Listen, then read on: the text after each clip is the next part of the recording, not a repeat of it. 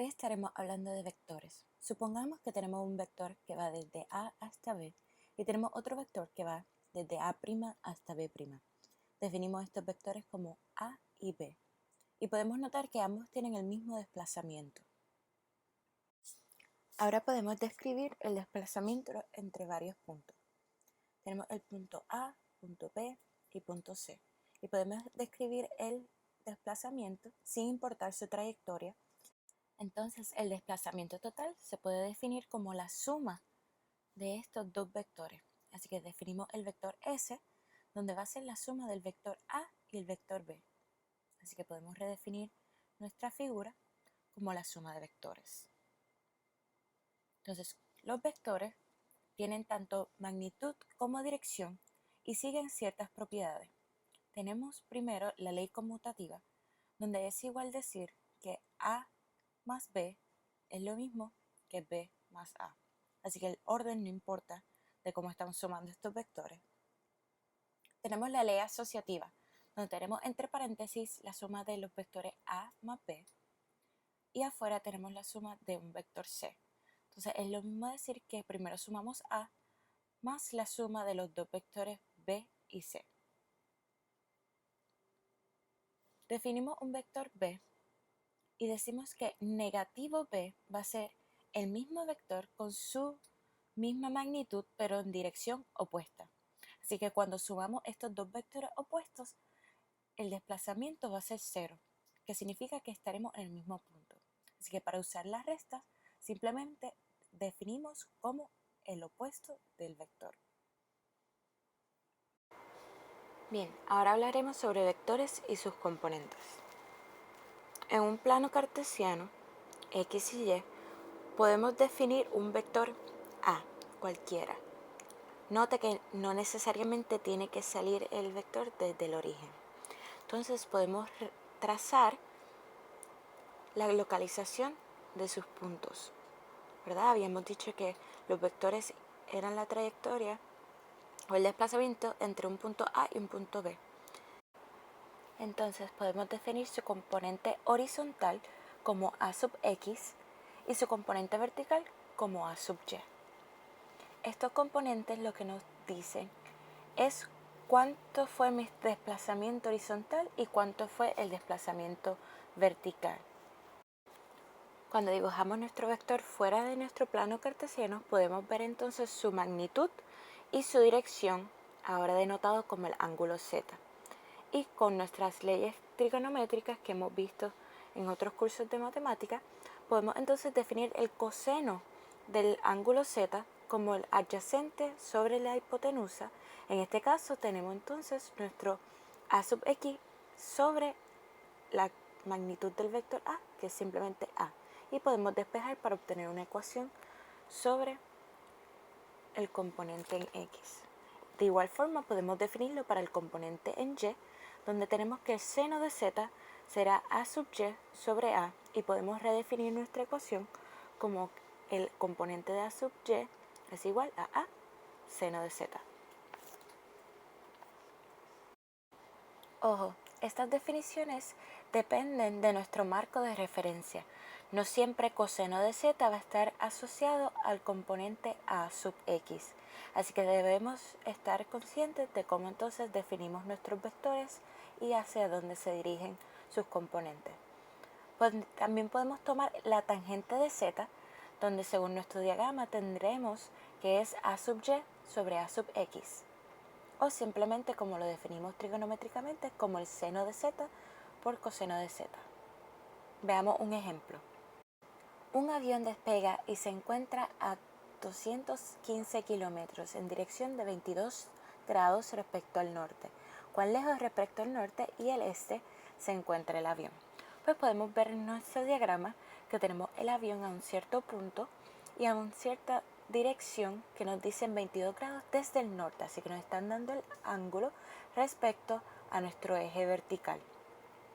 Entonces, si queremos saber cuánto fue nuestro desplazamiento en términos de horizontal o el este y el norte, podemos simplemente definir nuestras componentes, donde sabemos que la magnitud de nuestra trayectoria es 215 kilómetros y nuestra dirección va a ser simplemente el ángulo Z, que podemos definir como 90 menos 22, que en total sería 68. Y cuando computamos estos valores en nuestras ecuaciones, podemos entonces definir nuestro desplazamiento en este y el desplazamiento respecto al norte.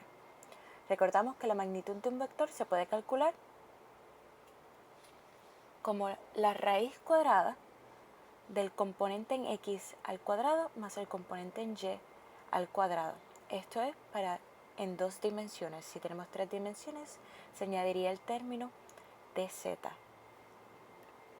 También existe otro concepto sobre vectores unitarios. Sabemos que en un plano cartesiano tridimensional tenemos nuestros ejes de coordenados como x, y, z.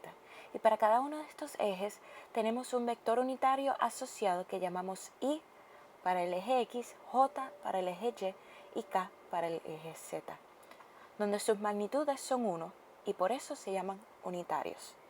Así que podemos definir cualquier vector a que tenga en algún desplazamiento en términos de x, y z como su componente en x, a sub x en y, en dirección de y unitaria, más un componente a y en términos de j.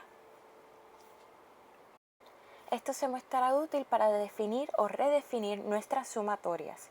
Por ejemplo, tenemos un vector r que es la suma de dos vectores a y b. Entonces tendremos algunos componentes del vector r que serían en x, y z, y podemos entonces definir esos componentes como la suma de los componentes de a y b. Por ejemplo, r sub x sería entonces la sumatoria de los dos componentes en y de los vectores que estamos sumando, el vector a y el vector b. Y lo mismo para ambos y z. Veamos un ejemplo. Si tenemos el vector a descrito aquí, b y c, ¿cuál entonces sería la suma r? Si sería la sumatoria de cada una de estos 3 vectores. Así que veamos entonces nuestro r sub x, que sería la sumatoria de ax más bx más cx, donde vemos que cx es simplemente 0 y podemos entonces hacer la sumatoria. Igual forma, para r sub y tendríamos a sub y más b sub y más c sub y en total tendríamos este resultado. Y finalmente tenemos para r sub z, a sub z, b sub z, c sub z, que en este caso simplemente son ceros en los 3 casos. Entonces nuestro componente sería 0. Y podemos redescribir nuestro vector r en términos de sus componentes y vectores unitarios de esta forma.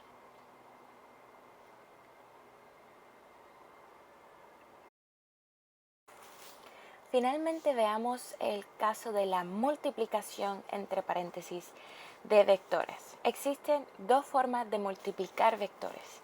Tenemos el producto punto, donde tenemos el vector a punto el vector b.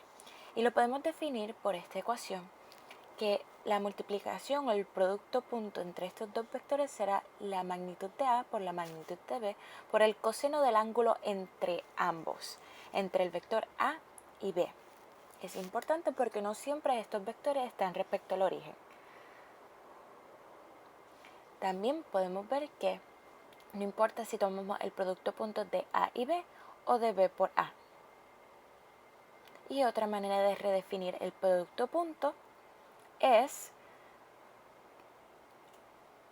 considerando la forma de nuestros componentes y en la forma de vectores unitarios, donde simplemente el producto punto será la multiplicación entre los 2 vectores, entre los componentes de los 2 vectores. Así que tendríamos ax por bx más ay por by más az por bz.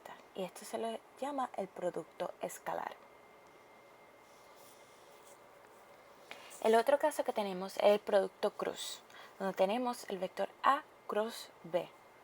Y esto nos va a dar otro vector, ¿verdad? En el caso anterior teníamos un resultado escalar, un número, y ahora tenemos un producto vectorial, donde el resultado será un vector. Podemos definir la magnitud de este vector a partir de esta ecuación, donde tenemos que A cross B será la magnitud de A por la magnitud de B por el seno entre ambos ángulos.